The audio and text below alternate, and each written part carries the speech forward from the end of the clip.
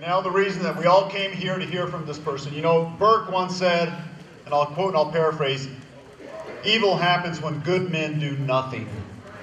And today I am honored to introduce not only a good man, but a veteran, a patriot, a husband, a father, a leader, but more importantly, an American who understands that what is important for our values. Help me welcome the Honorable Congressman Steve Pearce. Thank you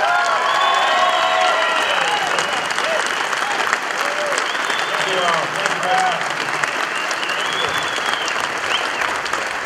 Thank you. And I don't have to remind you, but I'm going to remind myself that we're here. We're going to be respectful of our government, but we're also going to express our opinions. We're going to be firm. We're going to be resolute. Because you and I, my friends, are the only thing standing between the government and your jobs.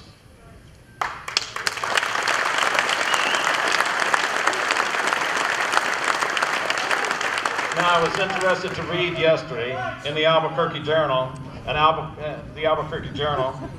journalist Rene Romo writes, and he's quoting Michelle Shaughnessy, that there is no data to support that, said Michelle Shaughnessy, Assistant Regional Director for Ecological Services in Fish and Wildlife Southwest District. There are lots of people saying the listing will close down oil and gas. This is absolutely not true. That's according to an article in the Albuquerque Journal yesterday. The article doesn't mention the working group report from 2005 that came from the Fish and Wildlife Service that expressed concerns about oil and gas, about the effects on oil and gas, and on farming and agriculture. That should have been included. If the article had included a discussion with Ben Tuggle, the head of the Fish and Wildlife Service in New Mexico, then the writer would have understood that there is no study to document whether or not this is going to affect jobs at all or not. It's a quote from a person that has a political agenda inside the Fish and Wildlife Service. I talked to Gary Frazier, the Assistant Director for the Department in Fish and Wildlife Service that is going to list this species or not list it. I asked him, "Sir, the constituents affected are the people that I represent. They're good, hard-working people. They're people that just pay their taxes every day, that raise their families, go to church, send their kids to school. What did you do, sir, in your study to consider their jobs?" And he said, "We didn't consider the jobs." And I said, "You didn't consider the jobs?" He said, "No, we don't have to consider the jobs." So this person, Michelle Shaughnessy, yesterday made comments that she can't document that are in complete contrast with what her superiors said, but the article doesn't quote that.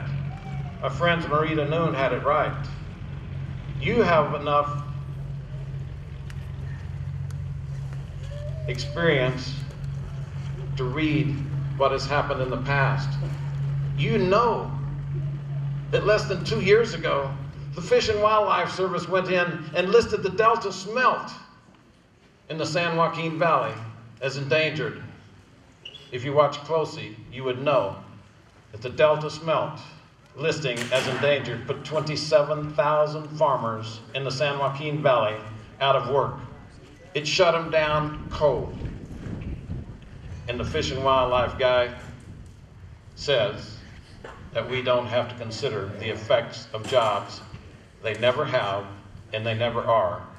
And we're here tonight to say that is not going to work. We're here tonight to say that we are going to look at your actions in the government, and you will start considering the American people, because the American people are considering you. You in the agencies who are taking away our livelihood. You who are doing this to us, and we're going to look at that. And we're going to do it in an attitude of respect, and we're going to do it in an attitude of calm. But my friends, it is time.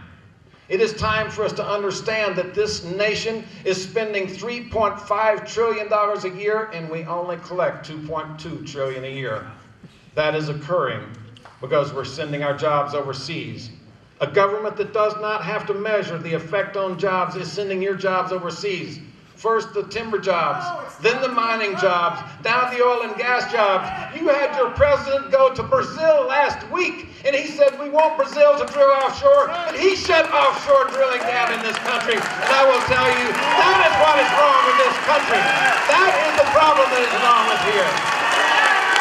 I want you Pearce to stand up to this government.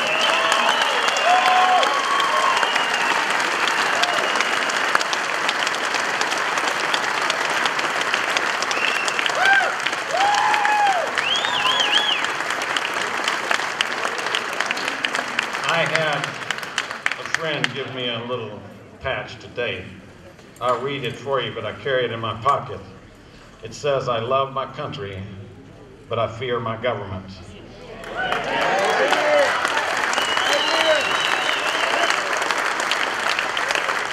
Our founding fathers understood this.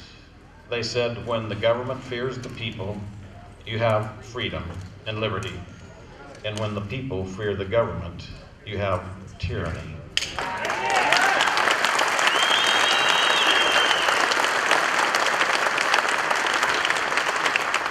So we have people right across the street who tell us that they've advertised these meetings. They're open meetings.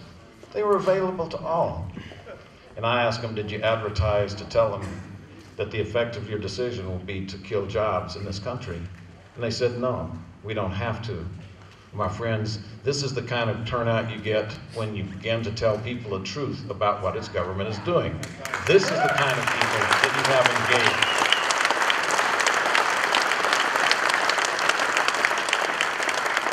Our government has a $1.3 trillion deficit. It's got $15 trillion in accumulated debt. The President's own debt commission said the largest threat that we have to this government is the debt. And we're sending jobs overseas at a time when we're struggling with unemployment.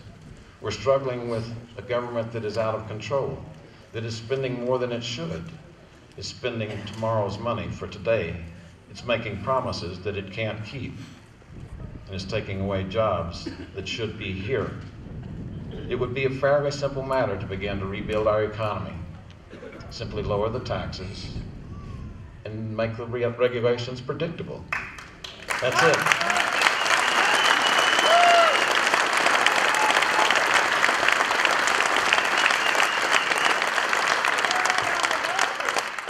Now let's get a little background on this lizard. Let's understand. I don't have any qualms about keeping the lizard from going extinct. In fact, in this article in the Albuquerque Journal, it makes that comment. The jobs and the lizard should not be mutually exclusive. It's our government that makes them mutually exclusive, and it's the lawsuits brought by interminable agencies. It's the lawsuits that are brought. You reimburse those lawsuits that are killing your jobs. You reimburse the lawyers in those environmental groups to the tune of $350 to $500 an hour. And my friends, it's time to say enough is enough. It's time to say to our government that we are a government of the people, by the people, and for the people. Now, in all truth, that by the people, we've been a little bit complacent for the last 50 or 60 years. But I will tell you, the American people came out of complacency last year as they began to realize the threats that we face from inside our own government.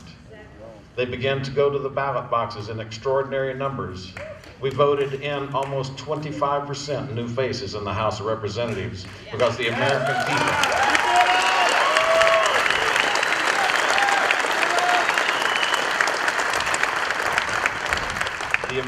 people said enough is enough. They said to Washington last year, and keep in mind this is Democrats, Republicans, and independents alike, saying to its government, you're not listening to us. That's a very simple statement. And they had a sub-statement, and plus we don't like what you're doing. So today, we're here to say to a government respectfully, you're not listening to us. and we don't like what you're doing. And we're going to make a change.